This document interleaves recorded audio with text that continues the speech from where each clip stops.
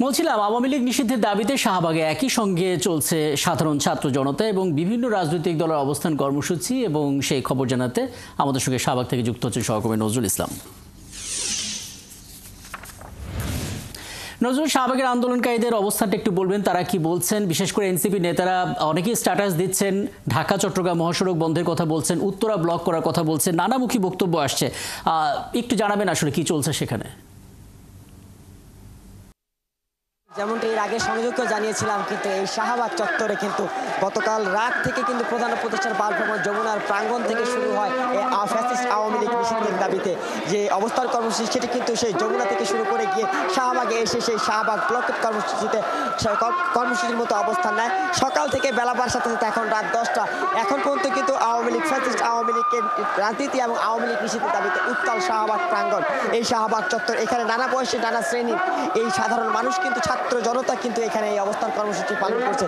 একই সাথে আপনাকে জানিয়ে রাখি, আপনি যেটি বলেছিলেন যে আসলে এই ঢাকা নারায়ণগঞ্জ সড়ক ব্লকের উত্তরা ব্লকের এখানেও কিন্তু এই শাহবাগ চত্বর থেকেও কিন্তু এই আওয়ামী লীগ নিষিদ্ধের দাবিতে যে অবস্থান কর্মসূচি, সেখানেও কিন্তু এই ঢাকা নারায়ণগঞ্জ ব্লকেট কর্মসূচির একটি স্লোগান শোনা গিয়েছে। একসাথে উত্তরা ব্লকেরও সেই স্লোগানগুলো শোনা যাচ্ছে। তারা বলছে যে জুলাই অভ্যুত্থান পরবর্তী সময়ে এই 9 মাস গড়িয়ে গেলেও কিন্তু এই আওয়ামী লীগের এই রাজনীতি কেন এখন পর্যন্ত বহাল রয়েছে এবং সেই অভিযোগের বিষয়গুলোতে কেন সেগুলো করছে না। একই সাথে যদি সব কিছু বলা যেতে পারে যে আওয়ামী লীগের রাজনীতি নিষিদ্ধ করার দাবি এবং কোনো কারণে যাতে আওয়ামী লীগ ফিরে আসতে না পারে, সেই জায়গা থেকে কিন্তু এই সাধারণ ছাত্র জনতা সহ বিভিন্ন জুলাই অভ্যুত্থান পরবর্তী জন্ম নেওয়া এবং আত্মপ্রকাশ করা রাজনৈতিক সংগঠন এবং রাজনৈতিক সেই সব সংগঠনের প্রথম সারির নেতারা কিন্তু এই জুলাই এই শাহবাগ চত্বরে কিন্তু অবস্থান কর্মসূচি করে তারা স্লোগান দিয়ে যাচ্ছে যে আওয়ামী লীগের রাজনীতি নিষিদ্ধ করতে হবে অনতি বিলম্বে।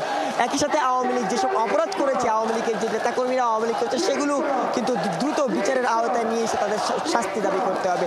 তো সবকিছু মিলিয়ে সকাল গড়িয়ে দুপুর গড়িয়ে বিকেল সন্ধ্যা গিয়ে রাত 10টা, এখনও কিন্তু সেই আওয়ামী লীগের রাজনীতি নিষিদ্ধের দাবিতে এই শাহবাগে অবস্থান কর্মসূচি করে বিভিন্ন ধরনের স্লোগান দেওয়া হচ্ছে। এই অবস্থান কর্মসূচিতে এনসিপি সহ এনসিপির নেতাকর্মীরা, জুলাই মঞ্চের নেতাকর্মীরা, জুলাই ঐক্যের যে নেতাকর্মীরা রয়েছে, তারাও কিন্তু এখানে এসে সাধারণ ছাত্র জনতার সাথে একত্রিত হয়ে অংশগ্রহণের মাধ্যমে এই অবস্থান কর্মসূচির মাধ্যমে আওয়ামী লীগের নিবন্ধন এবং আওয়ামী লীগের রাজনীতি এই বাংলাদেশে নিষিদ্ধ করার জন্য তারা নানাভাবে তারা স্লোগান দিয়ে এই শাহবাগ চত্বর মুখর করে রেখেছে। একই সাথে ব্লকেটের বিষয়টিও এখানে এই স্লোগানে উঠে এসেছে। তো সবকিছু মিলিয়ে হ্যাঁ নজরুল, আমরা শুনছিলাম যে দাবি আদায় না হওয়া পর্যন্ত আওয়ামী লীগ নিষিদ্ধ হয়েছে, এই নিশ্চিত তথ্য না পাওয়া পর্যন্ত আসলে তারা অবস্থান করবে। এবং আপনি তো আছেনই, আপনার কাছ থেকে নতুন কোনো ঘটলে সে আপডেটও আশা করি আমরা পেয়ে যাবো। সহকর্মী নজরুল ইসলাম বাবু শাহবাগ থেকে যুক্ত হয়েছিলেন আমাদের সঙ্গে।